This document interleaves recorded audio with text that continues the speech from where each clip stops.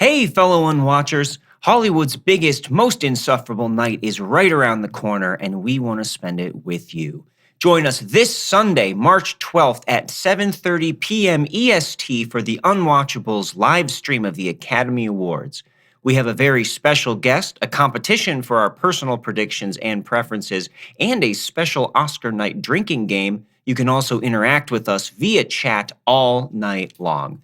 That's this Sunday at 7:30 EST. You'll find the link to the live stream on our Instagram, Twitter, Letterboxd, or unwatchablespod.com. We're going to get through this most unwatchable of ceremonies the way we always do, together.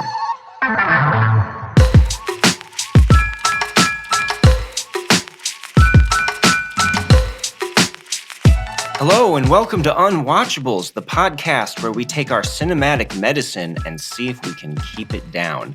I'm Marc Dottavio, and today we're joined by Richard Lawson, author and chief critic at Vanity Fair, for a film by one of our most dependably unwatchable auteurs, Lars von Trier. We previously covered his art horror movie Antichrist in our very first episode. This time, we're going back to 2003 for a less gory, but in my opinion, far more disturbing film.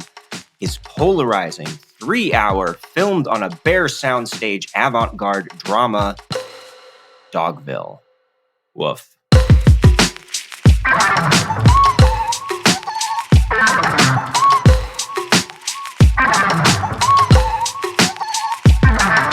Oof, oof.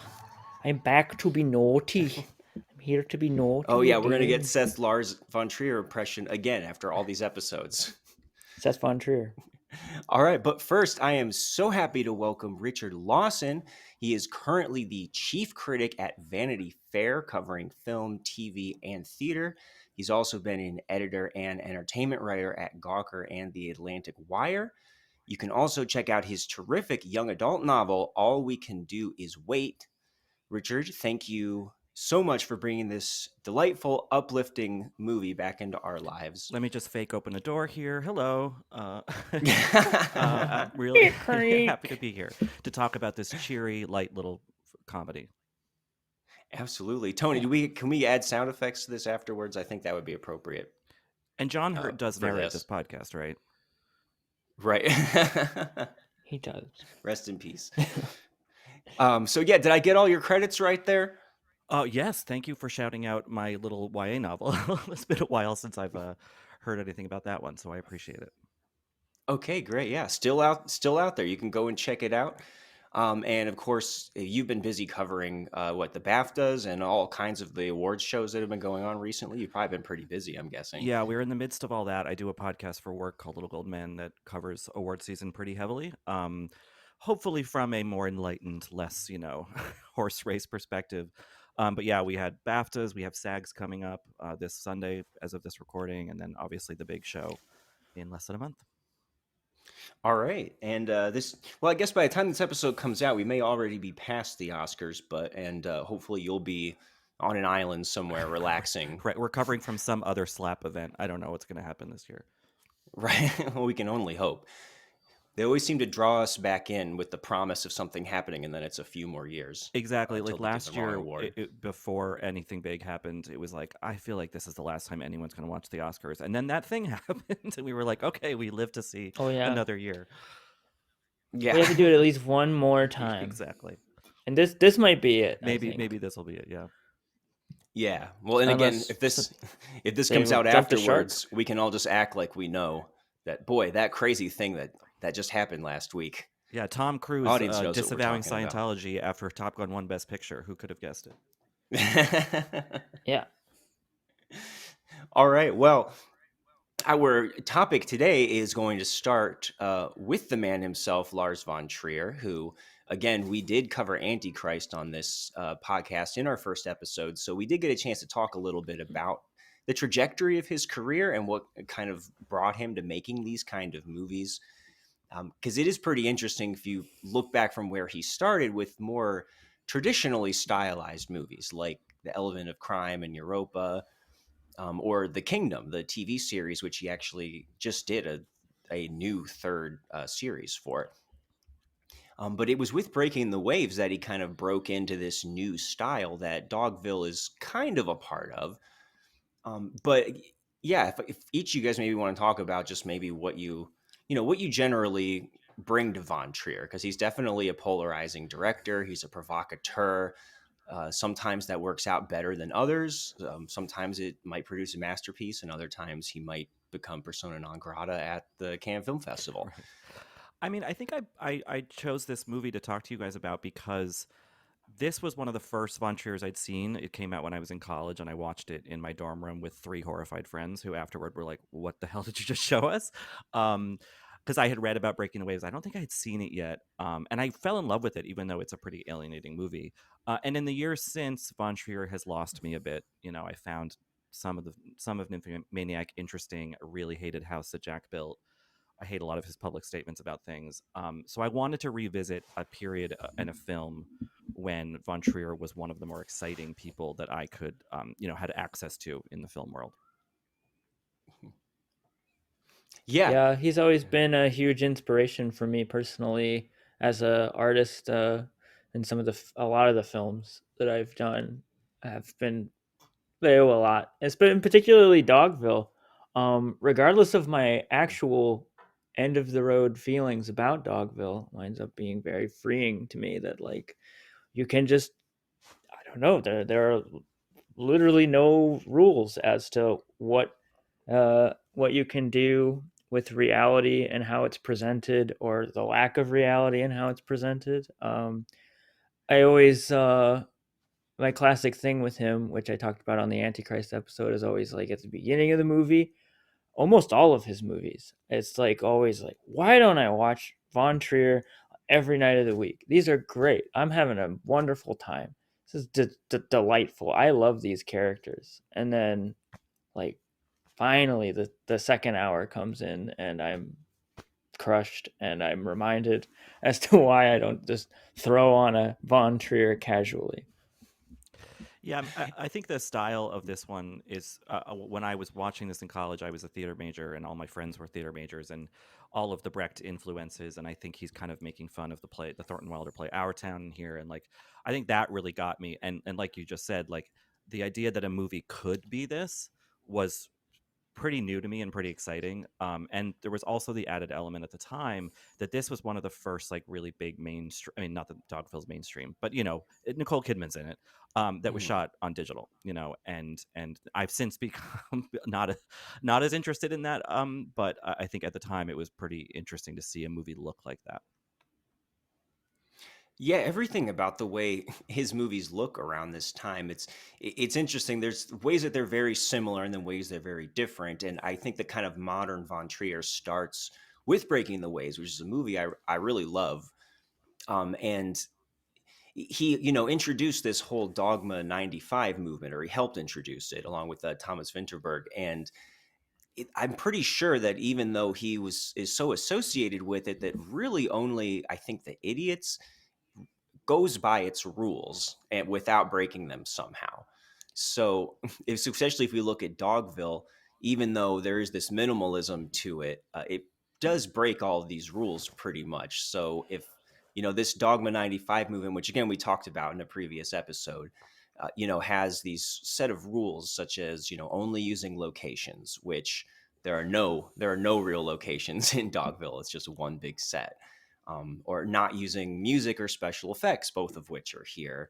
Not using special lighting or any kind of optical effects, which we get touches of here as well. Also, this doesn't take place in the present, so it's kind of like this is a guy who is so into pushing buttons and breaking rules that he immediately broke all of the ones that he was doing. But still, in this way, it looks like these other ones because it has the same kind of camera style. um, and this is a guy who's known for having these movies that have a central female character who is at times a paragon of purity somehow, and is kind of serves as a martyr for his films. So you have Emily Watson in Breaking the Waves, we have Bjork in Dancer in the Dark, and now we have Nicole Kidman in Dogville. And I agree with you, Richard, that his recent movies have been really hit or miss for me or spotty. Although I think I did see that you put Melancholia onto your like decade list. Best of the decade, yeah. That movie, I think, whenever I get mad at current Von Trier, I mean, doesn't make a lot of movies these days, but like, I remember I was at the Cannes Film Festival watching The House of Jack Pill and just being like, "Oh my God, shut up! You're so annoying." Like that movie really bothered me, not because it was about a killer, but because of the way that it was about Von Trier himself. But I Mhm. always have to remind myself of Melancholia, that this is a guy with a lot of mental health struggles throughout his life, depression being, perhaps chief among them, and that to try to like, even though he doesn't seem to project a lot of empathy, to try to have empathy for him. And Melancholia is a beautiful, I think, genuinely heartfelt reminder of his struggles and those of lots of people everywhere. And so that movie is pretty vital to me too. Yeah, that's always like an essential part of sitting down with these. If you even know a little bit about him, you can kind of tell that he is at least like eccentric, and yeah, some kind of misanthrope is like that's the word that gets thrown around a lot. But he's definitely, yeah, he is depressive. If you watch more than one of his movies, you can see that he he has this complicated relationship with beauty. He brings it into his movies, and he feels the need, oftentimes by the end, to like dismantle it or crush it in his hands in this sort of way that like anyone who's felt depression can kind of understand that feeling of like the beauty from the room just like all of a sudden being sucked away. Any like the feeling of hope or I don't know, importance that things have can is like being sucked out of a lot of aspects of the films. It is like trying, quite often it feels like it's trying to replicate what it's like to know true sadness or no true hopelessness. Yeah, and I think it's a personal hopelessness, but it's also a political one. And I think this movie is particularly germane to the second feeling of hopelessness, and that it came out in 2003, so we're a couple years post 9/11. This was the beginning of what he planned to be a sort of American trilogy. I think it was called like America, Land of Opportunity or something. This, Manderley, and then there was a third movie that never got made. Um, where he's never traveled to America. He said that, I think, publicly in interviews, that like he has no interest in ever coming here, but he's made a lot of movies set in America. And at the time, famously James Caan was like, disavowed the film after it came out as anti-American. He decided not to be in Mandalay for that reason. Um, and America was invading Iraq in 2003, and uh, there was this swell of patriotism that looked at this movie. As much as there was any overlap in sort of the people saber rattling about going to war and watching a Lars von Trier film, um, sort of looking at it as very cynically anti-American. And I think with the remove of 20 years and the knowledge of everything that happened from 9/11 on geopolitically because of American action, this movie seems, in a way, almost quaint in its disdain and hopelessness about America, because little did Von Trier know how much worse it was going to get. Yeah, it's funny to see with that time passing, going from a time where, Michael Moore's on stage getting booed for saying something against the Iraq war by a room of Hollywood liberals. And you can't imagine that today that would get the same reaction if somebody on stage at the Oscars, said something critical about something that was going on in the country or the leadership of it, especially when, Right. Trump or somebody else was in office. Now it's hot and chic. Yeah. Yeah. And that is what's, I think, determines a lot of people's reactions to this movie is does does Von Trier have a right to say this because he has never been in America, which I think is kind of a dumb argument. But also, just is he being pedantic or oversimplified or overly nihilistic about it? And I guess that's a little bit later on. I want to read a little bit from Roger Ebert's contemporaneous review because he definitely fell onto that particular wavelength. But before we dive too far into that, just in case anyone listening has not seen Dogville, just to kind of describe what the style is for a bit, we have referred to this, and Richard brought up Brecht, which when people say something is Brechtian, it's referring to, I guess, the kind of alienation device that we get in this film, which is that it's all filmed on a bare sound stage we have chalk outlines, basically showing these houses inside a little town, which we gather is somewhere that's in like the Rocky Mountains in Colorado and around the Depression era. And this is a town of like about 15 adults and some children in it. So, very small. And, we do get sound effects every time somebody opens up a door or knocks on, an invisible wall or something. And this distancing effect does kind of set everything up to make you take it allegorically, that this is a fable. And I think that's a big reason why it gets away with a lot of the stuff that it does, that keeps it, Yes. from being simplified. Yeah, it has like a fantastical kind of feel. Like it's not actually taking place in the real world or something. Or at least it's taking place in some world of like Arthur Miller or like stage play world where everyone has this folksy monologue kind of way of speaking and is ready to rip into such things at any given moment because it's a play. Yeah, I mentioned Our Town. I think, I don't know if Von Trier was familiar with that play. I assume he was, given how many similarities there are. But like, that's a play that's narrated, that is about a small town in, I think, New Hampshire, that and it's about a kind of quaint small town, turn of the century stuff, but it's also a deeply, I think, profound and existential work of art, that I think, because it's performed in high schools across America still to this day, kind of gets thought of as something light and easy, and I think it's anything but.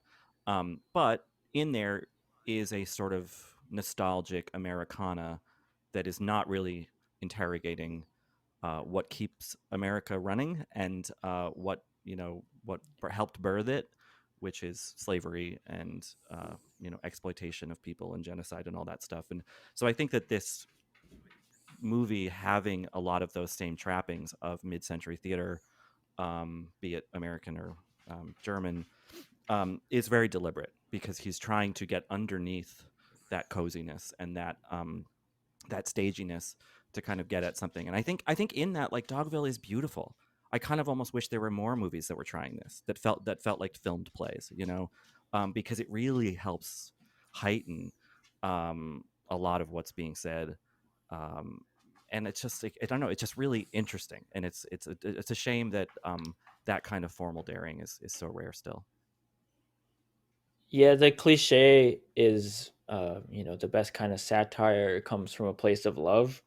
But you can't help but think that he must have some background with this because he is so good at it. Even if he is coming at it from like a cynical, like, I don't know, it's definitely like exaggerated to the point of like poking fun at those styles, but he's really convincing, and like at a certain point it is just like doing that style and that mode of writing uh just so well, and it's like sucks you in. The drama is like earned very much so. Yeah, and it's interesting that this isn't something that has really been done again, that I know of, at least. And I think it had very few, predecessors before that. So it is a very original thing. And part of me wonders if it is the kind of thing you can really only do once or a couple times for it to still have the same kind of effect. And I haven't seen Manderley, but I know it's definitely not as well regarded as this movie is. And I don't know, maybe anybody else feels differently about it. Again, I don't know, but it does seem like it would be a little underwhelming to see a similar story done in exactly the same way. Have you seen Manderley, Richard? Years ago. I was kind Okay. of against it because I was sad that Nicole Kidman didn't come back for it, and they cast Mhm. Bryce Dallas Howard instead. That one gets really into slavery in specific and race in a way that I don't know that Von Trier is capable of handling properly. So I think that's one of the big reasons why that movie did not get. I mean, Dogville was certainly a mixed reaction, but like, it's endured. I think it's had a pretty praising, positive critical assessment in the years since. Manderley has not, and I think for good reason. Because yeah, I mean, there was. I don't wonder if either of you did you see a movie that came out last year? It was on Netflix. It didn't really make much of a stir. Was that movie The Wonder with Florence Pugh? There's a framing device in that movie that has a sort of Brechtian quality to it, but it's not in the rest of the movie. It's just at the beginning and the end, and it doesn't quite work because it's not woven throughout. But it did kind of re-spark that sort of interest, and maybe that's partly why I chose to revisit Dogville for this.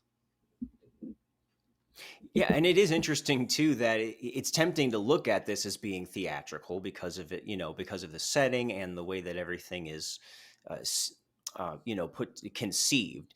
But I found it interesting though von Trier does make a kind of dissonance within that, because even though this isn't necessarily something I think that you could just throw on the stage, because we have these naturalistic performances, we have the handheld camera work, that his other movies all do, which give it this more intimate feel, and this editing that disregards continuity. So there's lots of quick cuts after someone says something, or him picking lines clearly from different takes that don't necessarily fit together.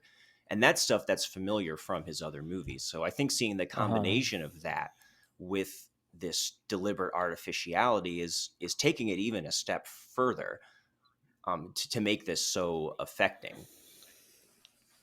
Yeah, the script supervision on this is loose. It's loosely applied because Right. it'll cut and you're like, wait, but that actor was standing 2 feet away in the last shot, and then all of a sudden they're really close to Nicole Kidman or whatever. But yeah, I mean, there are tons of theater influences in this movie, but it is a movie. I mean, it is cinematic, and I think that a lot of the camera work and the digital photography really contributes to that. And there are these magical moments that could happen on stage, like the snow, and he, I guess, had rigged up in this soundstage in Sweden a lighting scheme where it could simulate like clouds passing over the sun, or clouds parting and revealing moonlight, and that, again, could be done on stage, but it in for a movie to so directly reference its own, fake lighting is really interesting, and I think applied again back to the sort of thing with the beauty of it. Like, it's beautiful, it's almost sentimentally beautiful, and so this movie isn't all horror and despair and hopelessness. So there is something aesthetically pleasing about it, which I guess there kind of is in most of his movies. Yeah, even down to the like sort of nonlinear kind of unorthodox editing where like time is being cut up, conversations are being cut up in different ways than you're not used to in a standard like Hollywood film. You see that a lot in other movies. This one I feel like works the best as far as that approach, because it is so directly written and feels very from, at least feels, because of just the nature of the way they're speaking, feels very like from the page, very deliberate as to what they're saying. Not all the time. There are certain sequences that feel a little forced, which, like, that's kind of my problem sometimes with some of his other movies, or some movies who use that approach where it's like, we'll figure it out later and cut it up and everything. The danger is that you start to notice that trick, which it is like a helpful trick if you're just like uncertain how the scene is actually going to work, and you're just trying a bunch of different ideas and filming them all and cutting them together and something like that. With this, I don't know, it does just work in a way because it still is following that I don't know, sort of ADD, like cutting a little bit, which, keeps it fresh, keeps it moving, which I think is sort of the purpose of that in one way. But it still feels deliberate as to like what they are saying in each take is like important and still following the same thread, and doesn't feel necessarily, I don't know, as, I don't know, breaking the fourth wall in some way that some of the other ones do in a distracting way, I think. I think you get used to his style pretty quickly in these movies, whether it's the editing or, in this one, the non-traditional way they use the sets. Especially over the course of 3 hours, you really just start to accept it, and it becomes less and less distancing as it goes on, I think, in my opinion. Kind of remarkably fast, actually. I mean, at least I knew it was coming on this viewing, but within 5 minutes, I was like, no, I don't notice that this is like set in a weird soundstage scenario. It just feels like, no, this is the world of this movie, and it's because he does it so carefully, and even with the kind of I mean, quote unquote messy editing or whatever, that style, it does feel meticulous in a way. I wonder what it was like to film it. I feel like I remember stories about Nicole Kidman having a really difficult time with it. And that was the sort of rumor why she didn't do Manderley. I think the official reason is scheduling problems, but like, she didn't work with him again. And Yet another lady not yeah, wanting to work with Trier again. so you kind of wonder about, like, he does place these female characters at the center as, like you said, like sort of these symbols of virtue or whatever, and yet I don't know if he ultimately actually has that charitable view of those women or maybe those actresses, which is a shame. But again, I haven't really read a ton about the production of it, so don't quote me, but my hunch is that this was a tough shoot. Well, yeah, and Bjork has been pretty open Right, about right. him being rather abusive on set, and especially with the nature of his movies, with how cynical they are, a lot that puts a lot of weight on these central performances to bring that humanity to the film. And I think the best performances that come out of his movies manage to do that, whether it's Emily Watson or Bjork, or in this case Nicole Kidman, where they bring so much to it. It's almost like they're working against von Trier's machinations to make these people human. But yeah, to get into the plot of this, I guess, is, we do have all these great actors playing people in this town, from, Philip Baker Hall, Lauren Bacall, Chloe Sevigny, Patricia Clarkson, Stellan Skarsgård, Ben Gazzara. Like, it's crazy. And they all are fantastic in this movie, in my opinion. I love Philip. Yeah, everyone's he's always great to see him. Really good. And having Ben Gazzara, who is this pioneer of a sort of new style of theater, again in the mid-century, like that is such a nice parallel. But like the Kidman of it all is fascinating in that, like, this movie premiered at Cannes 2 months, maybe not even 6 weeks after she won the Oscar for The Hours, and it like that this actress who was in a famous marriage, was just out of that, made a lot of big kind of commercial movies at the height of her sort of both box office and artistic career, was like, no, now I'm going to go make a soundstage von Trier movie. I'm going to make Birth with Jonathan Glazer. I'm going to do Fur. Like, she just has always had a cool sensibility about her, where she's willing to really go far into the craft and do some risky stuff. And I think that makes her a very, very rare kind of movie star. Yeah, and even at that, she's one of the rare people who can talk about, like, well, this was what it was like working with Kubrick, and this is what it was like working with von Trier. And yeah, especially revisiting this again and just seeing how great she is in this. But it has a very real movie star quality to her, and seeing her mixing that up with all of these auteurs is really exciting too. Not a lot of people have worked with Kubrick, von Trier, and Nora Ephron. Like, that's pretty rare. I know I haven't. Right. Well, yeah. Well, I was going to say someday, but unfortunately, that opportunity has passed. Right. But yeah, she's just like, I'll dig him she's just up. cool. I mean, at work, we were a couple years ago. We do a Hollywood issue every year around this time of year, and it was the 25th anniversary of the Hollywood issue a few years ago, and we were sort of pitching ideas, and I had one that didn't unfortunately end up getting written or published, but was that like a kind of analysis of Nicole Kidman as like the perfect example of the boom of in 90s indie Hollywood, mixed with the commercial. Like, she kind of straddled both of those worlds pretty successfully for about 20 something years. And I think this movie is a shining example of that, because this is risky.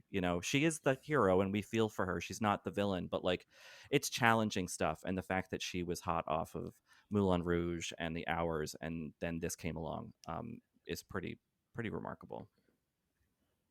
And she still glows yeah. in that like Hollywood way, even in like some of the more drab lighting, even with a digital look, even with strange editing. Yeah, she is still like bringing everything she has, and also just like letting us see maybe a more realistic version of what she does too. I don't know. It's like really amazing. Yeah, that would be great to read, to be honest, because yeah, I think I was thinking about that while watching this movie. It just like, what a career, like semi flawless, like sticking almost every landing that she does. And again, for anyone who hasn't seen this, she is not a member of this town, at least at first. She is somebody who shows up. She's fleeing what looks to be like some sort of a mob thing, which all we know is there's a vague kind of trouble going on when she shows up in Dogville, and she's She's taken dressed in a in. fancy coat, lovely coat Yes.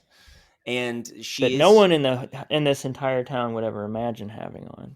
Oh, yeah, she's very different. She seems like She she's, looks never worked a an day in her angel, life. an alien or She's something. Blanche Dubois And in the mountains. she. Yeah. Yeah, exactly. But she is very quick to, willing to adjust and to understand these people and to look at Dogville positively. And that's because she is taken in at the behest of the other major character in this, which is played by Paul Bettany, and was a little bit of a revelation for me this time too, because Nicole Kidman is obviously great, but I feel like he really nails this character in a way that becomes so loathsome in a way Yeah. that you wouldn't really expect. And he's like this writer slash philosopher. I guess he's kind of the liberal intellectual of the town who's always talking about, he wants to enlighten everyone through drama and through his art. And he's pointedly named Thomas Edison, Tom Edison Jr. Yes. Yeah. And there's no talk of like, oh, what? What's the connection? There's no real talk of that, which I kind of just love about it. Just kind of dropping it. And I think he does just embody the whole style of that stagey dialogue. He just does it so well. I think he's just built for that sort of thing. Like the way he can inhabit these like folksy long sentences that are waxing poetic while simultaneously trying to seem rugged and realistic in that, again, and like in that playwright sort of way. I think he is just so perfect for it. And I think there's something adding to the sort of Brechtian alienation. I think it's what the Verspremenge effect, that the two leads are not American, and are playing American, and you can hear the lilt of an Australian or British accent in some of their dialogue. And I think that that's like only adds to that sense of like, this is a sort of mimicry of America and American values, and it's not the actual thing, but it's sort of people from the outside looking in, and in terms of how they perceive it and how America advertises itself, I guess, which I think is fun. But yeah, Bettany's really interesting because that's a hard arc to play, because he does seem very sympathetic for a while, and then obviously is anything but. But he's really good in it, and I think an underrated actor. Yeah, Yeah, for he sure. slays in Knight's Tale, and that's about all I can think of. Master and He's really Commander, he's good in. charming in The Knight's Tale. Yeah. And he kind of, his character ties, I think, all of these conceits together, because when he first shows up and he's the writer, he's the orchestrator, and at first I want to think, okay, is this like the von Trier stand-in who's directing everything and setting up this grand experiment? And eventually it seems maybe he's more like the anti von Trier, but we can get further into that. But the way that he presents her to the town and is saying that he wants to get them to accept her as this gift, and he's going to demonstrate this he calls it an illustration, or at one point he says we're playing a game, that this is an Yeah, experiment. he's almost strikes you as like the town preacher, but up front he says like we don't have to feel spiritual. We can feel spiritual without the Bible or playing organ. It's like so he is like working in that role, which the people will recognize, but he's like eliminated it from the spiritual end. He's not a preacher. He's having these moral talks, these moral discussions, as he frames I think them, it's very which is very interesting. It's very deliberate that the town pastor is gone, and that they're sort of between preachers at the moment. We have the organist Shaban Fallon Hogan, but like there's no man of God in this town at the moment. And so like reason has become, in the form of Paul Bettany's character, like the presiding force, the power in the town, I guess. And I don't know, like by the end of the movie, some of that sort of my frustrations with Von Trier come in, where it's like, is this just like all like edgelord nihilism, where like reason doesn't work, compassion doesn't work, empathy doesn't work, It kind of feels like the third act of Oh Triangle of yeah. Sadness in that way, where it's like, well, what's the point of trying to be good because everyone's just corruptibly bad inherently, and everything is going to lead to ruin no matter what. And I don't know if I totally agree with that, but like, I don't know, maybe the hindsight of 20 years, some of that nihilism has proven accurate. Yeah, I guess it depends, what part of the experiment you're on. If you're on the losing end of that, if you're the test subject who's gone up in flames Mm-hmm. at the end, maybe that's a legitimate point of view. I think maybe he gets away with it a little bit more because of the abstract nature of everything that we're seeing. I think this would play way differently if this was a movie that was just in realistic locations and lots of mountainside, things, and it was all just played very straight faced. That would make a huge difference with that. I think that goes a long way for me, but I can't argue that, what you just said is his whole mission statement. That's absolutely where he's coming And from. that's why He's the Melancholia is misanthrope of all misanthropes. that's why Melancholia is so good, because I feel like he's getting at that impulse in himself. He's like, why do I think about this apocalyptic shit all the time? Like, why is everything like headed toward ruin? And he just kind of stares that right in the face. And then the beauty of that movie is like, the world fucking ends completely, but then the lights come up and you leave the theater and the world is still turning. Like, okay, with the biggest, most unimaginably catastrophic thing happened, and now we're sort of okay.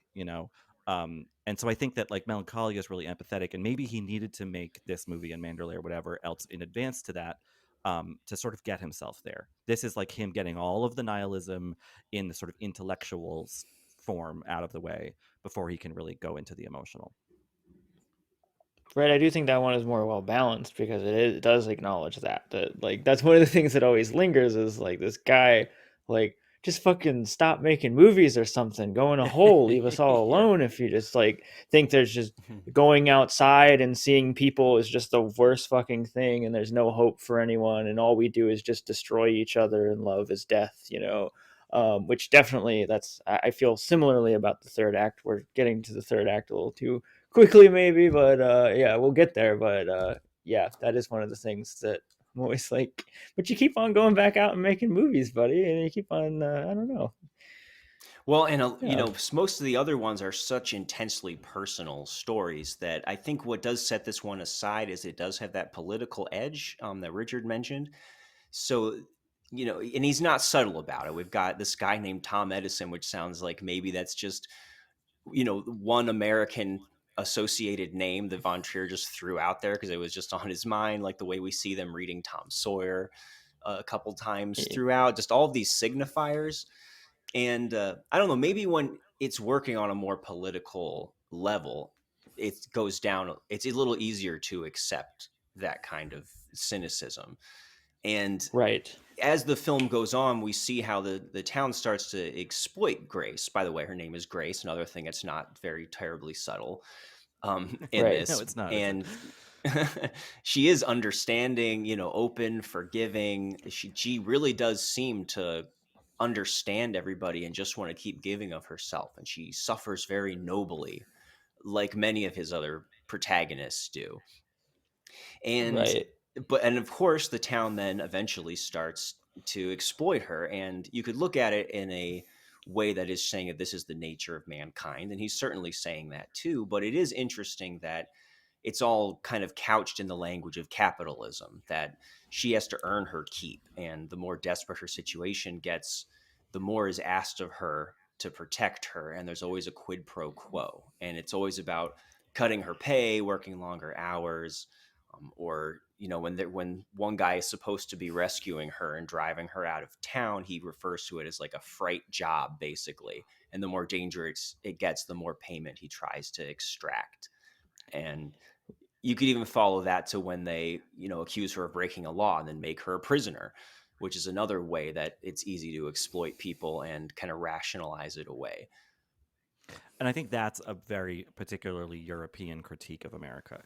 Like, here's a guy from a country that has an incredibly rich and dense social infrastructure, whether it's healthcare or whatever else, looking at a country that is just like sink or swim, and the poor will get exploited because they need to survive. And How could you ever base any kind of cozy American myth on something that's so rotten? Thomas Edison sure gave the world a lot, but like Tom Sawyer, all that stuff, all this kind of Americana, the stuff of our like myth and lore, is all sort of built on this shoddy, cruel system. And yeah, I think that's like, I'm sure that other people from around the world could also make that same critique of America, but like I think it's very particular that like he's from a country that is really, really high on the index of countries that like really support their citizens financially and otherwise.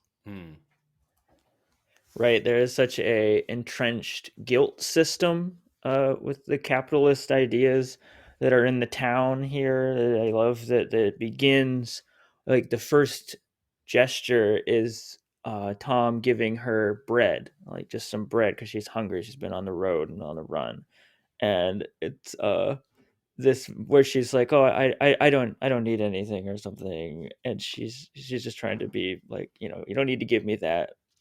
And he like gives this little speech about how like in these times in this town it's very wrong of you to refuse the bread. And it's like it almost feels like going to this biblical level of like when she's eating it, it's like this Eve eating the apple, from in the Garden of Eden or something. Like it's just like it is the beginning of just like, all right, well, we gave you that, so therefore like what are you going to give us? And like, oh, what why would you be here if you don't have a purpose being here? Which it goes on from there, where I really love the idea that they have to create like a space for her. They have to create excuses for her. Like they have to each person in the town is part of her job, like, and they have to come up with something like, all right, well, I have my needs met, but like, is there something, think hard, is there something that if another person could do it for me, okay, I guess I would pay that person for that. And now she's allowed to exist, she's allowed to pay her way, she's allowed to exist now, which is, yeah, again, yeah, the capitalism is there and very sad. And this is very much about America's idea of itself, that they're always justifying things they have. And I think that that's specifically where this Tom Edison character comes in. And maybe one of the sharpest critiques here is against the person who is the apologist, the redeemer of everything, who is even recognizing, that he's the one who's saying that, we're not open enough, we're not accepting enough, and we're going to learn to do that. And obviously that doesn't go well, but he himself, we end up learning, is uh, very, like, he never doubts his own purity, and he eventually does have this fear of being found out or himself being a hypocrite of what he accuses other people of being, which makes him maybe, the most awful character of a whole movie of awful characters. And the salience of that Wait, point being in 2003, where the language at the time on the news and everywhere else was America's going tanks ablazing into Baghdad to help these people, to free them, to liberate them, and then in the process destroy them. And I think that's, there's a sort of, it's not just America, it's sort of the geopolitical scene that's being critiqued there, where it's like this high-minded sort of like, no, we're we have the ability to help, and so we're helping, but doing it in a clumsy, violent manner. yes, and I think with Tom, it is where we see something even deeper than just the American critique. It goes into maybe his more nihilistic leanings, where what we have there is like they are, apparently in love throughout the whole thing, and he says that he loves her. She says that she loves him, and as that goes on, that is stretched to the point of like, well, I'll do any, we'll do anything for the person you love. You'll sacrifice things, you'll do things. But that is pushed to the point where it is like he is exposed eventually as to having like very basic like wants from her, like in that Trier is trying to expose that even in our like good impulses to love one another, we are still wanting something from one another, right? We are still like, in his mind, you could say, like, and in some cases, truly, we are using each other for something.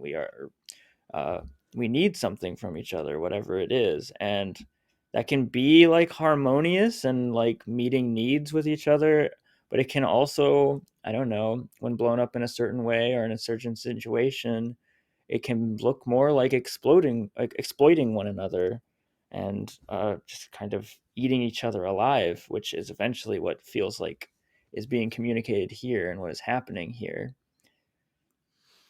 Yeah, exposing is the key word, and I think that again ties into it's not just a stunt or a gimmick that there's no walls or anything, in this place. That Mm-hmm. obviously the point here is a sense of seeing through everything, and that might be kind of obvious, but then you can't really beat the power of seeing like the first of many horrible rape scenes in this movie, which occurs to Grace from the Stellan Skarsgård's character. And we see it, from the far end of the stage where we see everybody else who's just standing there and is completely within their view, even though it's not in the reality of the world. But the visual of that is pretty hard to shake. And I think you could, if you wanted to, be like, "Oh, that's a little on the nose," but like, who cares? It's brilliant. I mean, it's Exactly. really striking and horrible, and a really good example of how people are super, not just Americans, but everyone really is able to compartmentalize and ignore and just kind of go about their day, not paying attention to something that is right in front of them. And yeah, I think that's a really, I mean, awful, dreadful moment, obviously, but like in terms of the craft of the film, maybe the most powerful scene. Mhm. And I think that idea ties into Grace's character on another level too, where in a way she does. I think her first big moment where things start to turn in the film is this scene that she has with Ben Gazzara, who plays a blind man who never leaves his house. And she basically get kind of prods him into admitting that he's blind, which he has never done before. And he has this really cool, it's a really great scene, I think, that he gives this Gorgeous. kind of speech, and it's a little bit, it feels a little bit kind of dangerous at that moment, and eventually they start to react more and more poorly to her shining that light of truth on them, to the point where at the end, when they're accusing her of all these horrible things that they've actually been doing to her, and Tom thinks that the best thing to do is to gather them all together and have her give this speech where she just explains everything, pleads her case, tells the total truth. And boy, that's what gets them to totally eventually turn on her. No one wants to hear it. Yeah, there's also references to light constantly, the changing of the light, which I think is another really interesting thing, a Brechtian thing that's going on, where it's just there's like a pause, and John Hurt announces it, the narrator, that there's a change in the light, and then there's like this weird change of like a spotlight on everything, and everything is suddenly illuminated, which definitely I think just is pointing towards Trier's sort of goal, which is like true vision, illuminating things, ridding yourselves of walls and masks and things. It's It's funny interesting. you mentioned that. Now that I think about it, when I was in college, focusing mostly on playwriting around this time, or 2003, um, when I was writing plays, instead of doing like big, long scene change stage directions, I would just write lights change. And now I'm like, and my playwriting professor would be like, "What do you mean by that? Like, what's happening exactly?" And now I'm like, "Was it fucking Dogville that just got in my head about like how things shift, just with like announcing the changing of lights?" But I think it's such a beautiful effect in this movie, and applied really, really judiciously and not overused, even in the big kind of final moment where it really becomes part of the thematic, structure of the movie. Mm-hmm.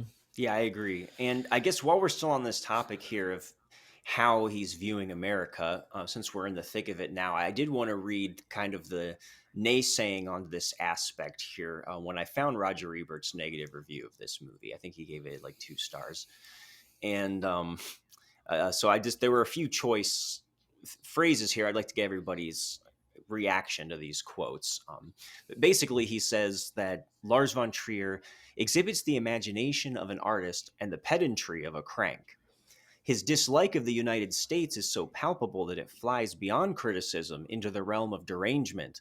He approaches the ideological subtlety of a raving prophet on a street corner. What von Trier is determined to show is that Americans are not friendly. We are suspicious of outsiders. We cave into authority. We are inherently violent, etc. All of these things are true, and all of these things are untrue. It's a big country, and it has a lot of different kinds of people. Without stepping too far out on a limb, however, I doubt that we have any villages where the helpless visitor would eventually be chained to a bed and raped by every man in town. Yeah. Uh, I don't know if I agree with you there, Roger. yeah. It happens. I also think it's kind of rich. I mean, Ebert was great, but like, and I like that he's like that. You know, part of this is true, part of it's not true, but like at least he's being measured about that. But like, it's kind of typically American to be like, why doesn't this foreign man understand the nuances of this country? As if most Americans ever try to see any nuance in any other country. You know, like the French have baguettes and the Italians eat pasta and the Iraqis were bad and, you know, end of story. Like we don't apply that same sort of complex lens that he's asking for ourselves. So I disagree with him.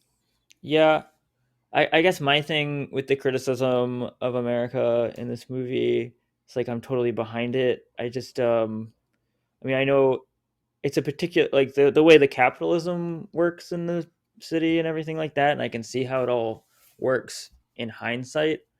I do feel like seeing it maybe in that current timeline, I would have like felt it more or something.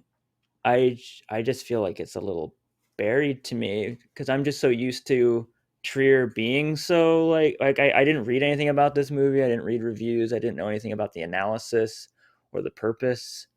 So for me, I was just confused about the like Americana aspect of it, I guess. In that, I mean, it becomes apparent like by the very end for me, obviously, but I don't know. I just feel a bit like a lot of it is like, which one is it? I think it's kind of uneven. Like, is it about America or is it about like human nature? Which quite often, like most of the movie, I just thought that's what was going on, which was like, it's about how we all like leech off each other, we eat each other, we demand things from each other, and like even with the best intentions, quite often have things behind those intentions and things like that, which seems to be pretty normal Lars von Trier fare. Um, I don't know. That's just where it kind of like confused me as to like, and then like that's specifically American. Like again, I'm not like defending America. It is just like, I don't know, like Europe sucks too. Like it all kind of sucks. Yeah. I don't know. Like, and I think Trier seems to be on board with that aspect. That also that like it maybe even more than me, which is like almost borderline. He seems anti-human half the time. Yeah, I don't know. That's where I came into trouble with this movie. I think there are a couple realities at work there, and I know what you're saying, and I think I agree with you mostly. But like, one is the practical fact that like to get this movie seen by a wider audience, it had to be in English, and so probably had to be set in America or feature at least some American actors or recognizably, you know, whatever, English speaking movie stars. So there was that aspect of it, but like, and maybe that drew him to like, okay, if I have to do this kind of thing financially, like, what then do I want to say about that? I think the other thing is that he is working within uh, a sort of Hollywood analysis of the world. Like, I think that Hollywood is the biggest purveyor of myth in the world, and certainly was more so back then, 20 years ago, before, you know, more international stuff started getting traction around the world. But and so like, okay, if this is the world as the big purveyor of entertainment is seeing it, how do I work within that system and then kind of critique it? So I think that's the reason why it's both the von Trier broader social analysis and the American thing, because he was kind of pigeonholed into that by the filmmaking industry that is so America focused. That makes sense. Yeah, And I think I could feel it more on that end where it is yes and yeah. Yeah, that it I gives don't you know. enough that you can lift it up and see it as something broader. Once you get to the end credits, he definitely focuses your attention on exactly what he wants you to compare it to. But we'll get to that in a moment. But yeah, and as far as what Ebert said, I just don't think that any movie about America has to always be about the whole America, any more than something like 12 Years a Slave or even Django Unchained, which I kind of came into mind for me this time because of the ending, the retribution part of it. That you can focus in just specifically on how this exact system can enable all of that, the worst in human nature, and it's okay for it to be about that and not about everything else. And maybe it could seem a little bit schematic in the end, but I feel like just on a scene to scene basis, he makes it so captivating that he does do justice to that particular story, as whatever scope you want to take, if you want to put it in the magnifying glass way or kind of zoom out from it.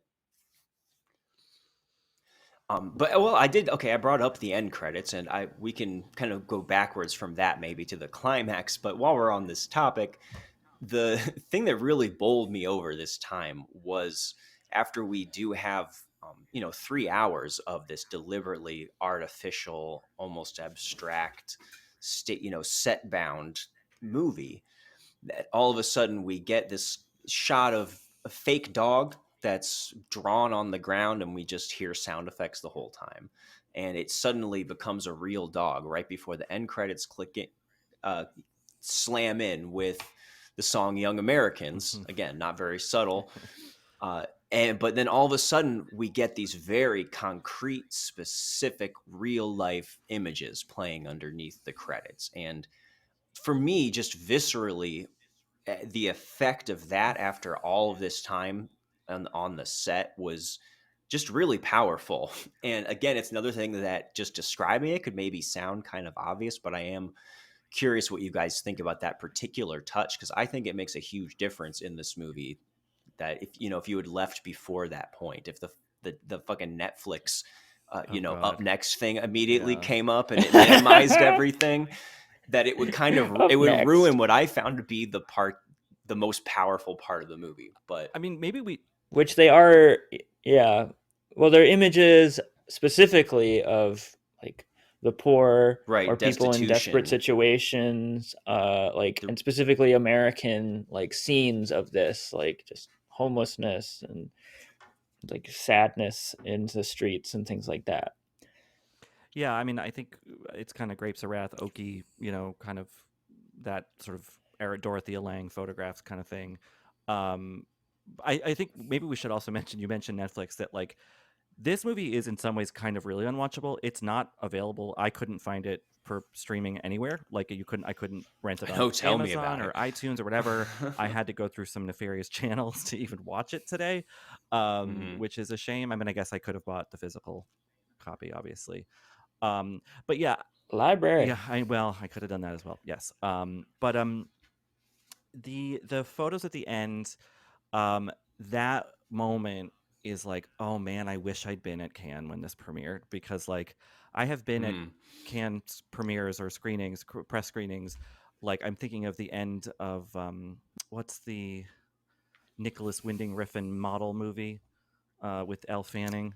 Neon Demon. Yeah. And when that ends with a kind of like fuck you music choice, abrupt ending, the boos were resounding. And like I'm sure that was exactly the reaction to when Dogville ended. Oh, yeah. And I kind of, in this case, I love that middle finger. It is again on the nose about, like, in case you didn't get it yet, this is what the movie is sort of about. But I think it's the necessary jolt of like, oh right, we're watching a movie and this is a piece of cinematic art. I like it. I think it really works, even though yes, it's maybe a little pithy and sort of sneering, I guess, at the audience.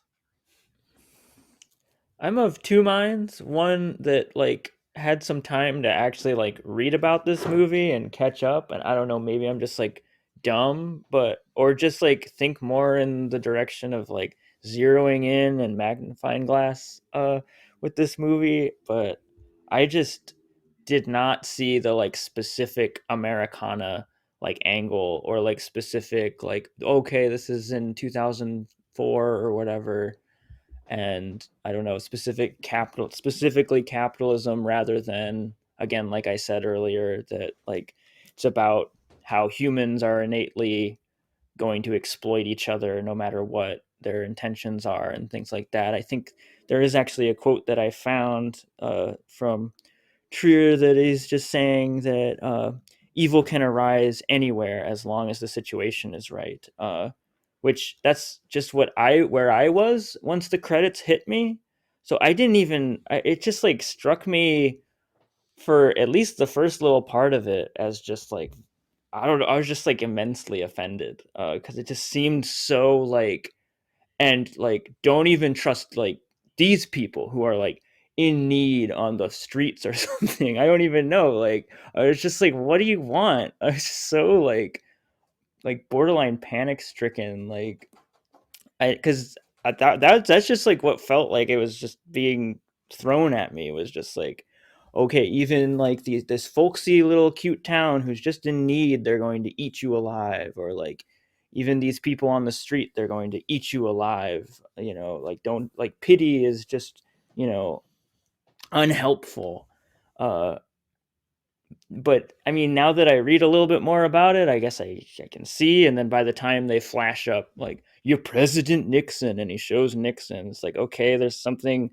Okay, this is a more specific movie than I thought. Which, again, it's just like, I don't know. I think the credits, I like on paper. I like the idea of it being this middle finger to the United States, which I think needed a middle finger at that time. At the same time, it's like it makes it confusing for me as to like, rather than yes and like, yes, it's about like America in a certain time or whatever, America as an idea, a specific country that this is set in, and it's also about humanness and human nature, like specifically, regardless of the time or regardless of like the country or whatever it's taking place in. So I don't know. The credits just made it seem like, okay, it is now just about America, which I don't know. I don't know. That just made it more simplified, and I don't know. It just confused me for the most part. I think some of that confusion, because I agree with you, is also, to go back to the final scene in the car with Grace and her father, played by James Caan, is like, that's for me where some of the argument of the film starts to break down. They have this conversation about like how she called him arrogant at one point, and he's like, you know what, you're arrogant because you think that like you have this high-minded compassion, and you don't afford people enough credit as human beings to think they're worthy of punishment, or that they're worthy of consequences or whatever. And he's kind of calling her this sort of out of touch lefty snob, I think, in a way, right? And he's the other side of it. And I get where it's going, but it's also like, okay, but what is the argument of the movie then? Is it coming That's, down on any yeah. side? And then we cut to these shots of bedraggled Americans who were horribly mistreated by richer people and by their government. And yet in this town, those people weren't rich. They were richer than Grace. So, it just, yeah, it feels that's where that sort of like knee jerk nihilism kicks in that I don't love about his work, I think, because I think it confuses itself in a way.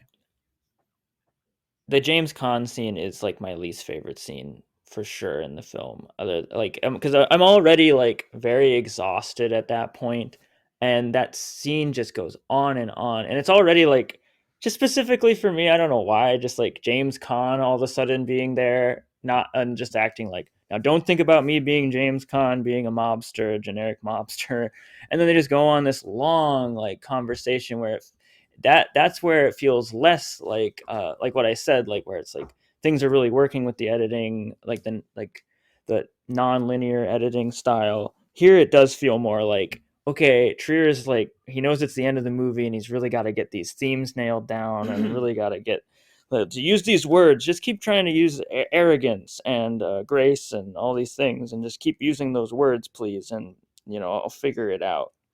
And I don't know. And also, like, I it's veering between like it being this heady sort of conversation and being just like, is this just a conversation about like how mobsters justify shooting a bunch of people, uh, which is just like less of I don't know, less high-minded and more just like in the actual brass tacks of like what it's like to be a mobster and how I can possibly justify killing people, which is just like I don't know what's going on at that point.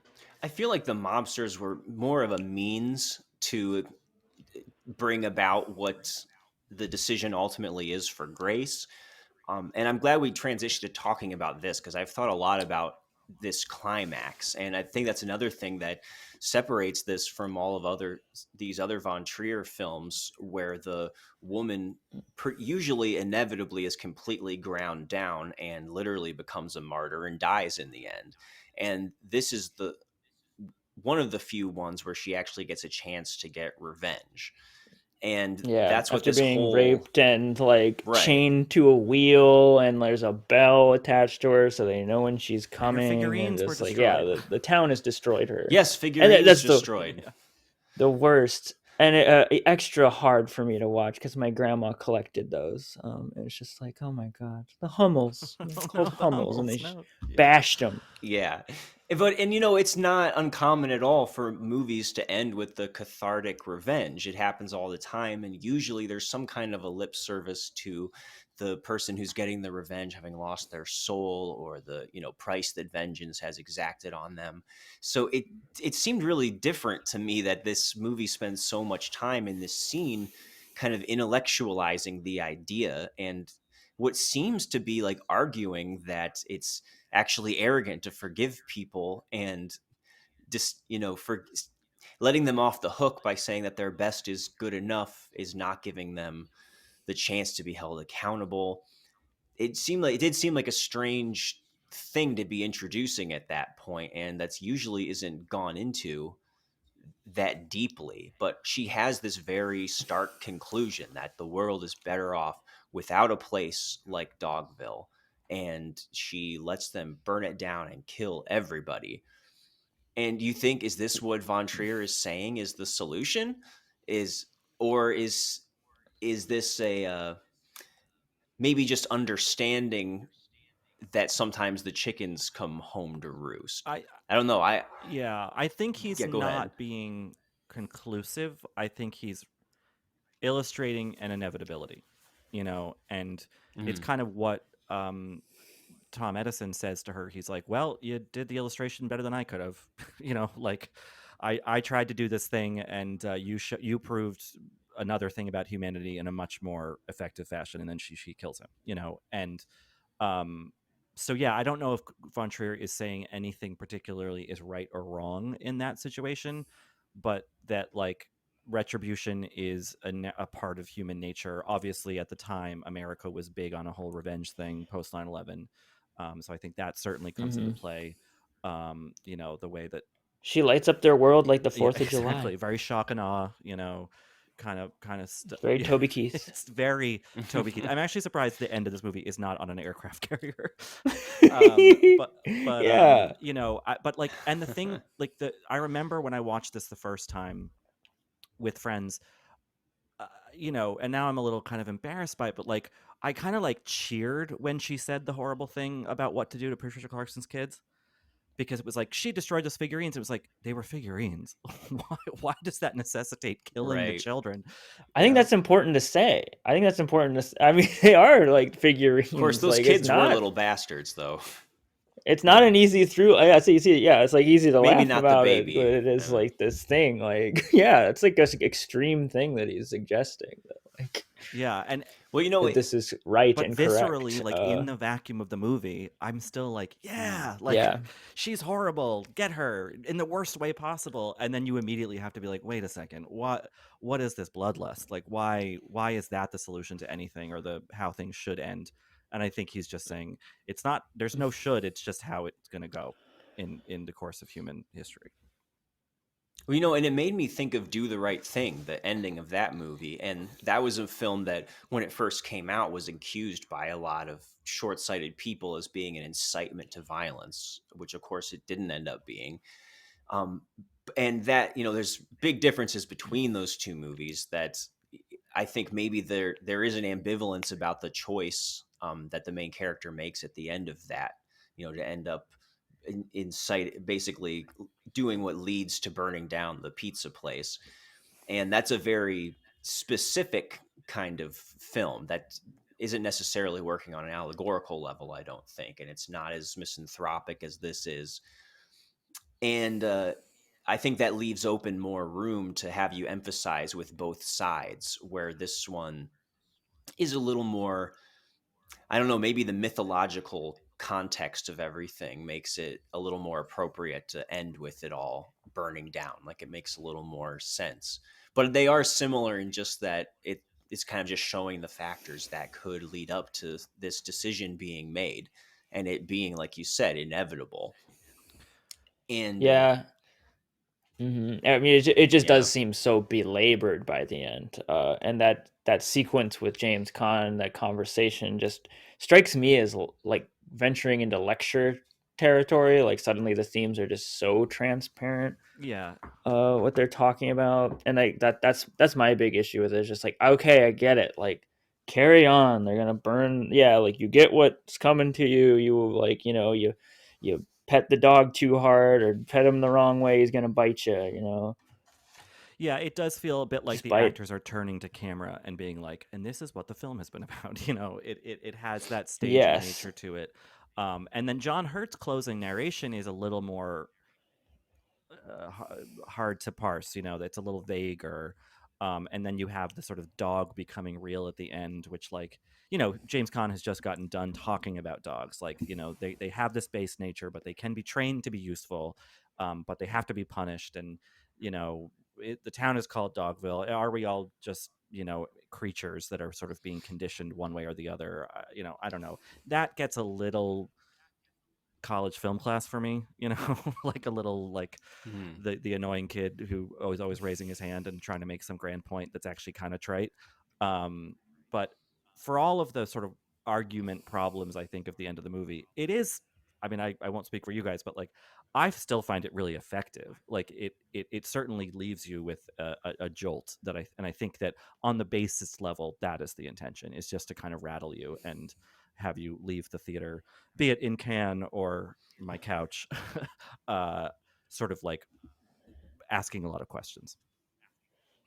I think I could compare this movie to a lot of his movies, and that there's like an implosion at the end where, like, it's like, but reality and everything is like just kind of reached its ending. uh and I think he always has sort of a blunt force, kind of, yeah, like you said, film school, like, or whatever you want to say, like immaturity or something, like a boy who just wants to, like, take this beautiful book that he wrote and just rip it all up or something. And that's kind of how it feels at the end of this, that he does want to, he has these, like, I think, kind of base level, like, urges and dark thoughts too. Like, even just, I mean, like, beyond all the subtext and stuff, I do think, like, yeah, like you're right. I think we do get a lot of, like, discussion out of the end of this, at the end of this movie. But just even at, like, a very base level, like, immature, like, childish thing, like, same with in Antichrist, when like the violence in at the end of that movie, it's like, I feel similar to this violence, that, like, at a base level, he just does want, like, to go out there, and, like, there's an evil part of him that just wants to do this to a town or something. I don't know. I do believe, like, he's got some, like, true darkness in him. Well, I think he always has that instinct, and that this is kind of a best case scenario where every He once in a understands while, Hitler. yeah, I mean, again, yeah, it can go wrong, but you take enough big swings, eventually one is going to connect. And this leads me to this one last thing that Ebert said that I actually disagree with the most, which is that Dogville can be defended and even praised on pure ideological grounds, But most moviegoers, even those who are sophisticated and have open minds, are going to find it a very dry and unsatisfactory slog through conceits masquerading as ideas. And that just was not my experience at all No. with this movie. I think it does give you a lot to chew on, but if you want to say that stuff is on the nose, that everything just kind of comes together. And some people say that art should be, can either hold a mirror up to society or it can take a hammer to it. And I think he always wants to use a hammer. And in this particular way, it's like Richard said, it is just so effective that by the time it was like going through those end credits at the end, I just could not deny the power of it. It just had floored me. You And that's why I think with all those things, it still makes it a great film. you really feel like you watch something, you watch something big and Yes. declarative. Whatever that declaration is, I don't really know, but like it. And I think that looking at this movie 20 years later and in the film climate we're in now, I don't know how you guys feel about the movie Tar, but I love that movie, and I think that it feels sort of almost out of time because we just don't get a lot of English language movies that are difficult and pointedly pessimistic and dark in a way that Tar is. And Tar is also really funny, and Dogville's kind of funny too. Um, it feels a lot rarer now, 20 years later, than maybe it did back then, where there was a lot more provocative English language stuff coming out before the sort of BuzzFeedification poptimism stuff that we have sort of found ourselves mired in. At least that's my opinion at the moment. And so like it as bleak as the movie is from a sort of just purely like as a movie lover and movie watcher, um it Dogville now feels sort of refreshing because there's like, I know he's not American, but like it is close-ish to a Hollywood movie or an American movie. um and it feels so challenging and interesting and prickly, and I wish we had more things like that now. They feel in very short supply these days. Yeah, I can't agree more with that aspect of it. That yes, like I think we are just the well is so dry right now. We in American film economy, like we could really use something like this. Like it would be amazing, like to go to the theater and like see something like this, like or whether it's from Europe or anything, just something in like that you would see at like a regular theater right now. Because I just think, yeah, something that's pushing things this hard and making it this hard on the audience while still like very clearly making it seem like something that like I don't know, like even the most put off audience member like probably believes that there is something to be gained by like soldiering on and pushing through some of this stuff, There is a kind of which is like one of the best things you can do as a difficult artist. yeah, there is a sort of one metric that people in my experience have used at Cannes, which is like, obviously if a movie premieres there and is just across the board rapturously received, that's obviously you have a hit on your hands. But like I think the second most important, if not the most important metric of success at Cannes is like if it's really polarizing. If some people love it and some people hate it, and there's boos and there's cheers and all that, and like because you feel like you're engaging with it. And Roger Ebert, like, that is not a passive review. He is really engaged with this movie. Yes, it's someone in the negative, but good, like fun. I think I read some pretty scathing takedowns of Tar that I disagreed with, but like they were compelling to read. And I just don't think we have the opportunity to engage with movies that way.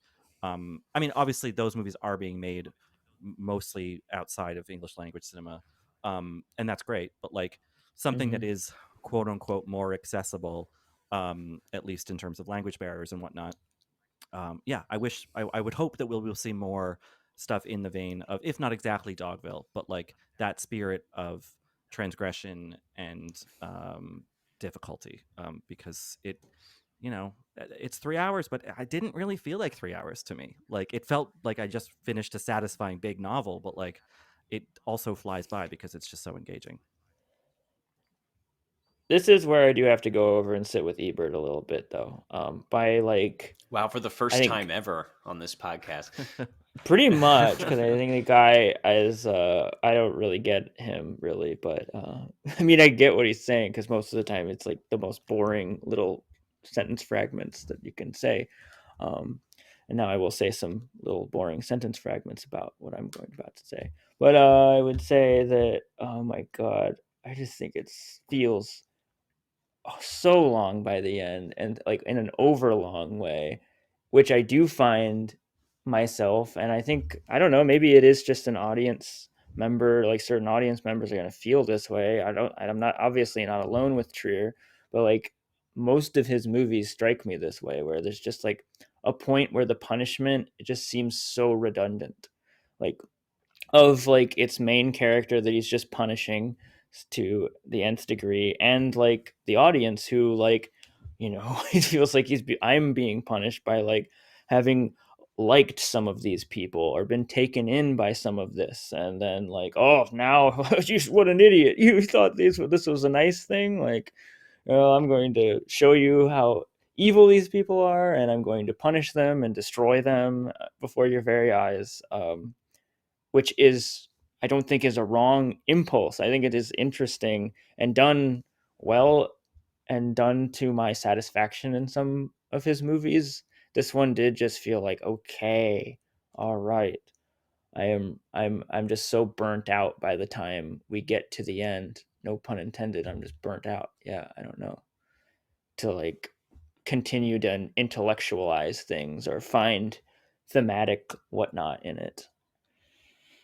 Well, this might be a good time to kind of give our kind of final wrap ups then, because this is the point where we always will say, you know, whether we would go ahead and unwatch a movie if we could for whatever reason, or however you want to take that specific question. And again, like always, it's usually pretty obvious where we land by this point. So I will. Or so I'll let you start then, Seth, and we'll let Richard have the last word. Are you did the suffering and the pain end up not being worth it? I think I just have like a hard time with this movie. I don't know. I just really do.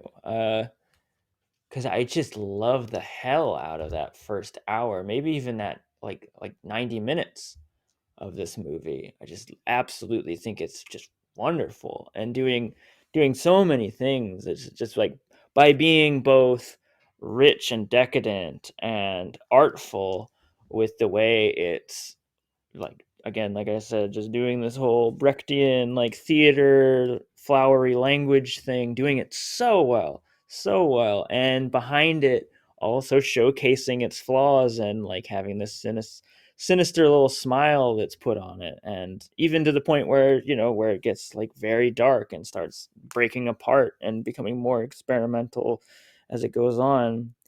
I just think both the punishment aspect of the movie, it being so long, and some of its aspects being like redundant to me, um, it works in tandem with it also. And maybe if I ever wanted to, I don't know if I ever will, I would have like a better time watching it again now that I understand that it is so specifically a gesture towards America. I would enjoy it more, but I don't know. I just think like I just landed really like my path through this movie was very much like human nature. Like I was just thinking about human nature the whole time, specifically. Like I was not at all, and maybe that just shows my like English language, like American viewerness or something, because I do just take it for granted that like, okay, yes, it takes place in America, but that doesn't mean anything. I don't know, that just really I that just really was not there for me. So therefore, I think I maybe missed some of what might have colored it in a different way. Because otherwise, it felt like your usual Von Trier whatnot, which is just kind of exposing humanity as being this irredeemable, like, but interesting little parasite. Yeah, I don't know. So I do would you, Yeah, and at the end of all that, I guess I would I might have I might unwatch like what I just watched, which was the second viewing that I have of it, which I just found like I didn't need it in my life. I just felt like I was having a good day, and this movie just wrecked it or something, and I I'm just really didn't need sorry it. And I just felt like it yeah. kind of went over my head. I signed up to be the co-host for this podcast. I deserve every little bit of punishment that I get, I guess. But I would like keep the experience of my initial watching of this movie, which was, I think, just like when I was just like very inspired and watched like the first probably 90 minutes of this movie and kind of just was like, cool, kind of went over my head. I'm in high school, but like that's amazing. Like I've never seen anything like this, and like I'm going to try and just do whatever I want with art. And like if I want it to be set in a house and I don't have a house, I'm just going to draw a chalk outline and say that it's a house. Like that is absolutely very valuable to me. And that is not really an answer to whether or not it's unwatchable for me, but I mean it's a science fiction answer. All right, this is the one that That's all I got. just broke Seth. Yeah, The whole in a conceit. sputtering mess, Von Trier. sitting with Roger Ebert, throwing up You'll in the never eat corner. gooseberry pie the same way. It's ruined for you. Fucking gooseberry pie, man. Take those gooseberry Von Trier has chains. burned down this very podcast from the inside out.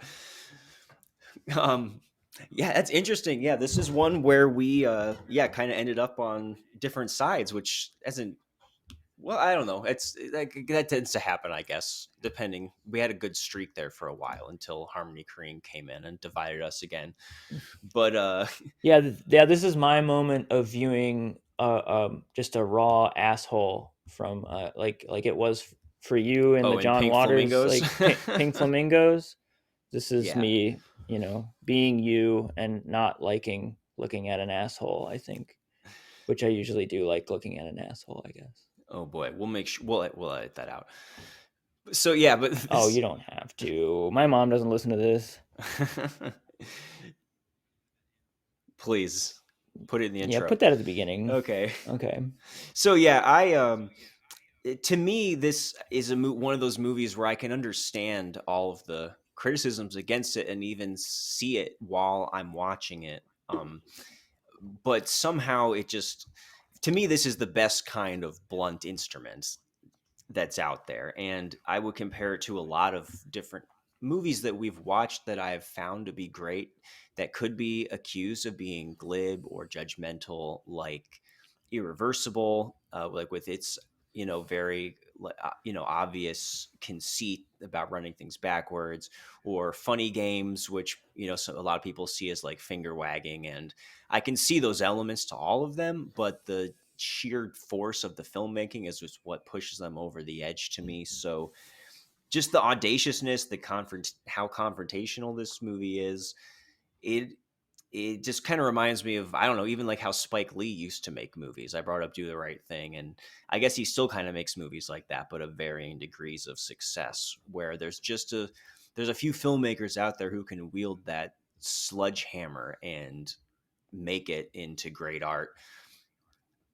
either despite or because of those different elements. And I can't go away from the effect that this had on me, and it really did send me out just on a note of, boy, man, this is cinema. And like we've been saying, that it's refreshing to see something like that again for all of its flaws.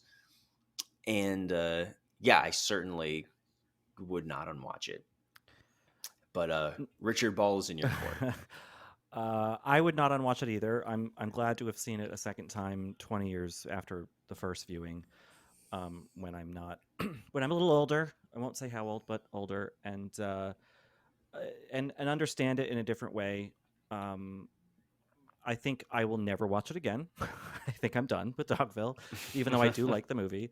I think what I would unwatch is a lot of the movies he's made after this. I don't know what you guys think, or if you've seen House that Jack Built, but that was the movie that really broke me on him, where I was just like, all right, dude, like, we get it. You're twisted. We get it. Yeah, we're probably going to get there. Yeah. I mean, that movie definitely fits the bill of your podcast perfectly, I think. Yeah. And we have to change the bill. Oh my god. because this one reminds me of like, I think this happens to a lot of filmmakers who, at a certain, sort of period of their career and the era that they're in, they are one of the main, provocateurs of their generation, and they're just firing on all cylinders and throwing these bombs at the audience, and it's really exciting. And then they get older, and those tricks get a little more stale, and the form changes, and they just kind of can't keep up. And so, as a kind of time capsule thing of Von Trier's career, I think Dogville is, pretty emblematic of him, and so I think it's definitely a worthy film that I'm glad to have seen. I just think maybe I should have watched this, then Melancholia, and then been done with Von Trier, so I didn't tarnish my estimation of him. Well, maybe he'll turn everything around with whatever movie he does next. He's already signed up to do the Barbie sequel. So if the Gerwig movie does well enough, he's going to do the second one. So I think we're in for some fun there. I mean, there's no way you could skip that, right? I mean, I wish to God that were real, but no, it's not. Yeah.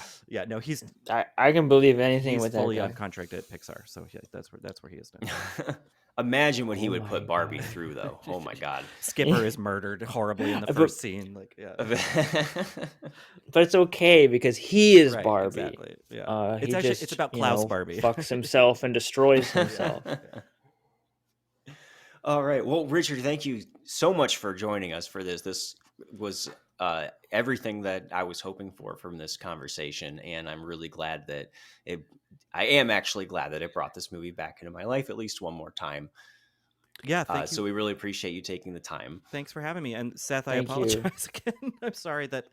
Don't apologize. No, I just was so amazed. I was like, out of all the movies, like this wasn't even on our list. I don't think it was like not something I ever thought that like. We have so many Von Trier movies on that list. You know? But I do think it is one that is like absolutely it's underrated in its Lars von Trier unwatchableness. Yeah. I think honestly, if anything, I can say that. I think when I was talking to you guys initially about doing the podcast, I had thrown out Happiness, the Todd Solondz film, and I guess you guys have already done that. And I'm actually, in hindsight, glad I didn't have to rewatch that movie, because as much as I appreciate that film, I don't think I want to sit with it, specifically the Dylan Baker plotline again. So. Don't make us watch it again. No, I don't. I think you guys are good on that front. But yeah, Dogville. If people listening to this haven't seen it, it's a lot. But I think it's, if for nothing else, it's a great little study of 2003 film history. Yeah, and if you got to go to your library to find it, good luck. You got to dig around a little bit now. Don't do what I do. I work at a library. I mean, I have to say these things. I'm sorry. Yeah, just how it is. The discs might be scratched. I understand.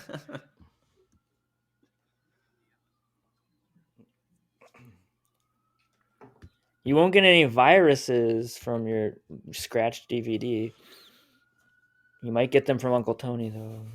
Yeah. So, and Richard, is there anything else that you want to throw out there or plug or bring people's attention to? Or anything that you're working on? Yeah, I can just say... people. Any more books? Yeah, people can obviously read reviews and whatever else I'm doing these days at vf.com, sometimes in the magazine. I wrote a piece about the kind of gay politics of Knock at the Cabin, the M. Night Shyamalan movie, that, again, is sort of a weird movie that I didn't love, but was interesting to unpack. So maybe that's sort of in line with the Dogville conversation. Yeah, and if anyone listening gives a shit about award season or just movies, the sort of mainstream movie industry in general, you can listen to Little Gold Men, which we have new episodes Tuesdays and Thursdays. All right, we'll plug that on our Oscar. We're doing like an Oscar. Are you guys episode, Oscar people? So, yeah, we are going to be live streaming the Oscars, kind of like Tim Heidecker style, huh? So it's the most unwatchable thing we can do. I've been catching up on all of the Oscar movies that I normally would have ignored. for the sake of this, and it's I'm just starting to run into a couple that I was glad I watched, but boy, there still is a lot of not terribly exciting films. What were some of the titles you How think about you would that, have Elvis? ignored but had to watch? So I caught up on some of the ones that were like more unexpected nominations. Like I watched To Leslie and Causeway. I was going to skip Triangle of Sadness because of the word of mouth and because I didn't like The Square and it sounded very similar. And I decided to go ahead and watch that and All Quiet on the Western Front. All of them seemed very middling to me in different ways. The All Quiet thing is fascinating to me because it's like, this is just a war movie like all the other war movies of the last 25 years post Private Ryan. Why is this one catching this wave of I don't really understand. I guess people just like I'm war confused porn, yeah they like to say it's anti-war, but it's like no, the movie is obsessed with this imagery. Like I that one I think, I don't know, could win. Oh boy, we'll see. I mean, just won the BAFTA. I guess it did kind of sweep the BAFTAs, didn't it? Yeah, which I think Brits have a different relationship with that kind of thing than the Academy does, but who knows? I still think Everything Everywhere will win, which I don't feel great about. But bloody hell. Yeah. Speaking of poptimism, BuzzFeedification of movies, but that's a different conversation. I would unwatch that movie maybe. Anyway, sorry, I'm rambling. But no, good. Well, I know that you're obviously Tar. I think was your movie of the year, right? I think that movie's great. But I think a lot of smaller movies, as is it true every year, just didn't get in the race at all. So that's just kind of the piece you have to make with it. Yeah, I think I would be pleased if anything that Banshees of Inisherin goes home with. I did love that movie, so I'm glad to at least see it got nominations in so many categories. Yeah, I think it either leaves with none or like one, honestly, which is not how it looked a month ago. But I think that other screenplay contenders are kind of beating out McDonough. I should have mentioned when we were recording the actual podcast, but like, sorry to keep you guys on the line, but no, go ahead. That's a non-American filmmaker who beamed into America and just totally got it wrong with, I think, 3 Billboards.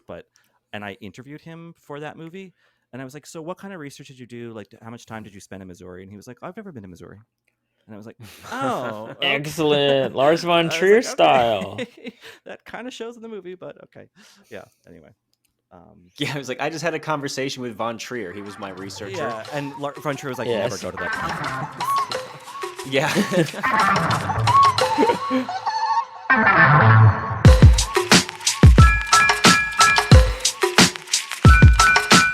Unwatchables is produced by Tony Scarpitti, hosted by me, Marc Dottavio, and Seth Troyer, with artwork by Micah Kraus.